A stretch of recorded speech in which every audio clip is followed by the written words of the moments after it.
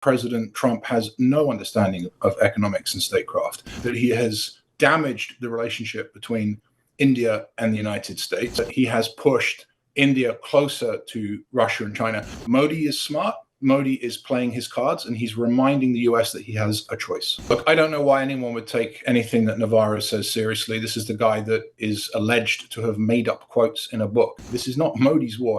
This is Putin's war.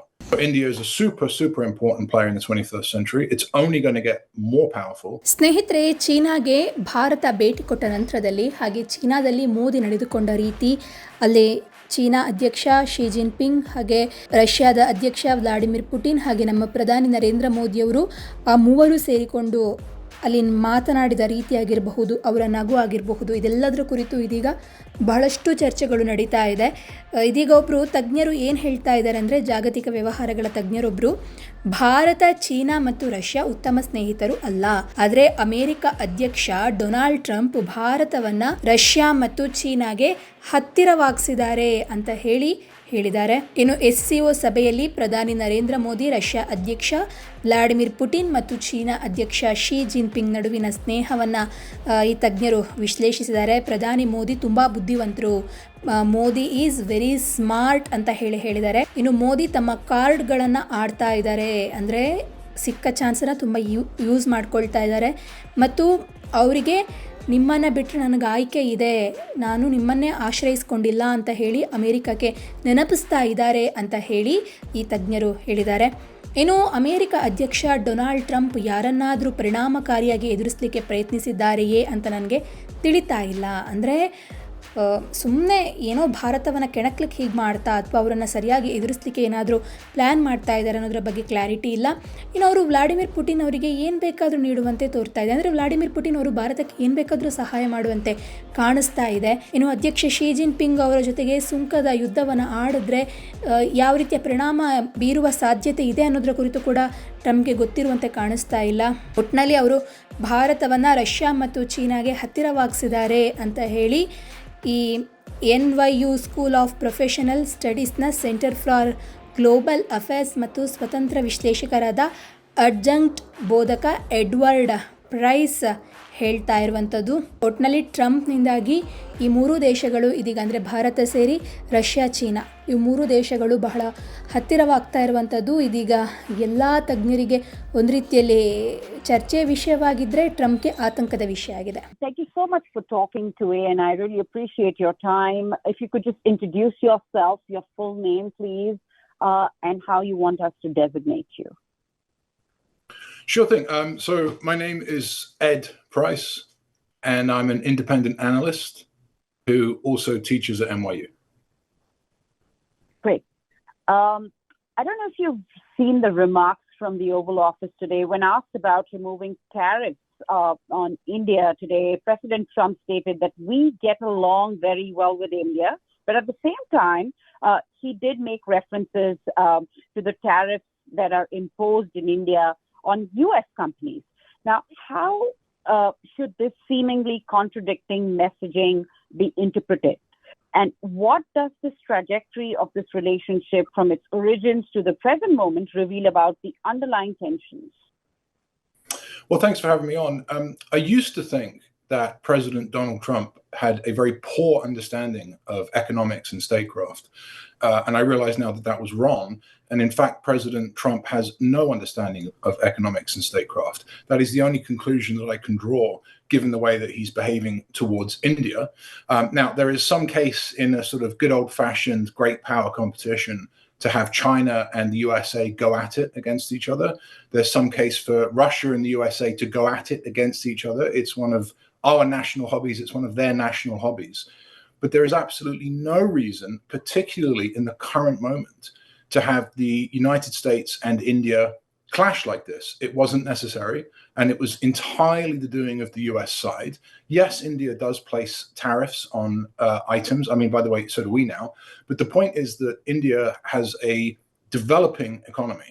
So the entire conception of the post-war order was that those economies that were developing rather than developed would get the ability to put a higher tariff on goods. So I really don't know what he's talking about. I think that he has damaged the relationship between India and the United States. And it seems to me that he either does not understand the US national interest or is actively working against it, which is mind-blowing.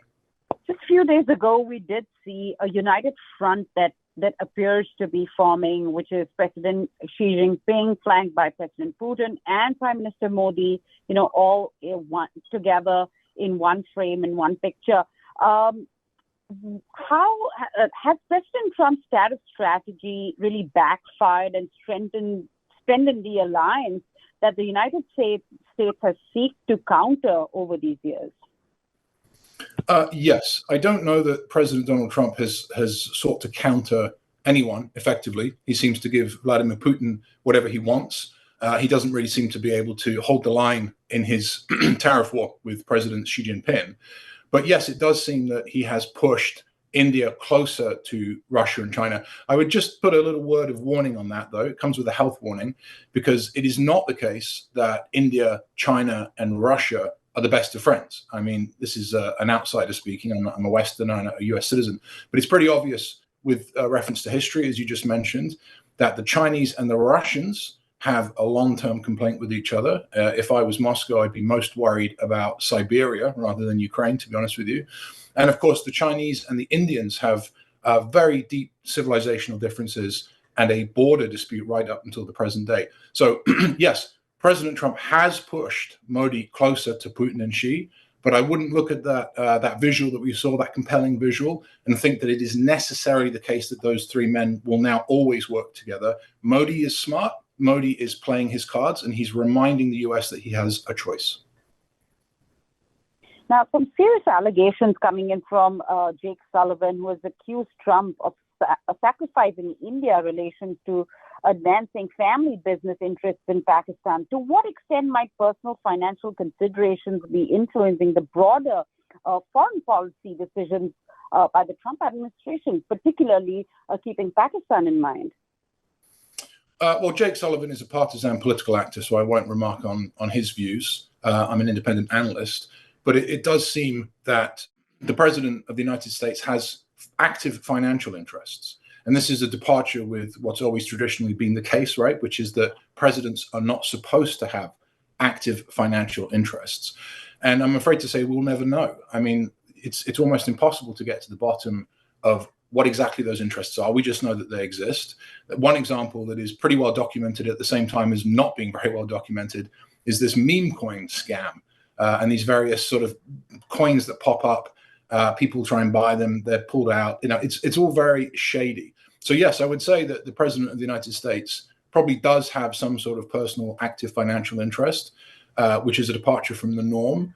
But someone like me from the outside, I have no information. I don't really know what those interests are. Right. Now, if we talk about, some allegations by some Trump loyalists, Peter Navarro, to be precise, he used inflammatory language referencing this war in Ukraine as Modi's war and making derogatory comments. How significantly might such rhetoric damage this bilateral relationship? Well, look, I don't know why anyone would take anything that Navarro says seriously. This is the guy that is alleged to have made up quotes in a book that he wrote. Quotes from himself. So again, Navarro is one of these characters that I think is probably a little bit off-piste intellectually as well as in terms of the administration's policy. That said, he has a position of influence. We're talking about him right now, and probably that is something that the Indians will note. By the way, in defense of Modi, this is not Modi's war. This is Putin's war. Putin's war. So it's very strange to me that the United States has an official who is making remarks like that. And let's bring it back to the start of our conversation, if I can. The United States has every interest in making friends, deeper friends with India right now. If I was running US trade policy, which obviously I'm not, but if I was running US trade policy, I would have India tariffs at 0%, not 50. So Navarro, honestly, not someone that I take seriously. Foreign policy experts have warned that pressurizing India to abandon Russia could drive it deeper into the Moscow sphere of influence, because historically this relationship has been that strong. Are are we witnessing this prediction materialize through India's increased BRICS engagement alongside with Brazil, who's also been slapped by heavy tariffs? Well, there is no Moscow sphere of influence, and that's Putin's entire problem, right? He's trying to rebuild the old Soviet empire. So there is no Moscow sphere of influence. There is a Chinese sphere of influence, which Russia is a part of right now. Now, if you're asking whether India under Modi is willingly becoming a part of that sphere of influence, which is effectively the Chinese sphere of influence, no. Let's just go back and remember our Indian history to some degree. India is an independently minded sovereign with its own civilization. It makes its own choices. It, of course, basically led the non-aligned movement during the Cold War. So there's no way that India is going to permanently put its feet one side or other of a line, and especially not when it looks at what's happened to Russia, which is essentially a form of economic conquest by China. So my personal interpretation is that Modi's being pretty smart. He is reminding the Americans, he's reminding people like me that he has options, but he's not fully embraced China and Russia and is not attending the military parade, for example. Well, my last question is, what concrete diplomatic and economic steps could actually reverse this current downward trajectory before the United States potentially loses what many analysts consider as the most crucial 21st century partnership? I consider it the most crucial 21st century partnership. The partnership between India and the United States will effectively decide what happens between China and Russia. I've put this a different way before, which is to say that India has the deciding vote in the 21st century. If India chooses the US versus China, or if India sits out of any US-China competition, it will effectively decide the outcome. So India is a super, super important player in the 21st century. It's only going to get more powerful. And like I say, I can't for the life of me understand why the president of the United States, in a confrontation with China, in a war, if you think about it, with Russia, would deign to put 50% tariffs on India. So I think the number one thing that we could do of two is remove that 50% tariff and get it down to something far more reasonable. I suggest 0%. And the second thing we can do is apologize.